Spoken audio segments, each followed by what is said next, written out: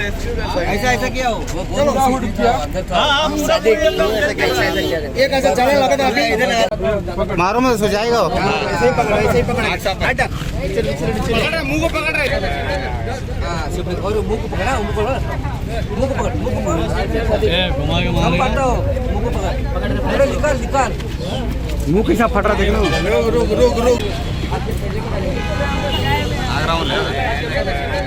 हाँ सिर्फ और मुंह को पकड़ा मुंह को पकड़ मुंह को पकड़ घुमा के मारे हाथ छोड़ रहे डब्बे में डालो छोड़ दो।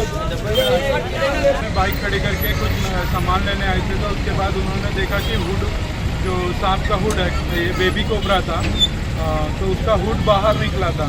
तो उसके बाद में काफ़ी लोग इकट्ठा हुए उसको छेड़ रहे हैं फिर उसको निकालने का भी कोशिश कर रहे थे। बट ये अगर जिसको आता है वही काम करे इससे खेले ना, ये बेबी कोबरा है। तो मैंने उसकी गाड़ी खोलकर उसको निकाला और भैया का गाड़ी में था। तो मैं यही लोगों से कहना चाहूँगा कि आप लोग गाड़ी स्टार्ट करते हैं तो एक बार प्लीज़ अपनी गाड़ी चेक करें क्योंकि अभी बारिश का मौसम है, इस वजह से सांप का निकलना लाजमी है। Subscribe Prudent Social Media channel and press bell icon for latest notifications.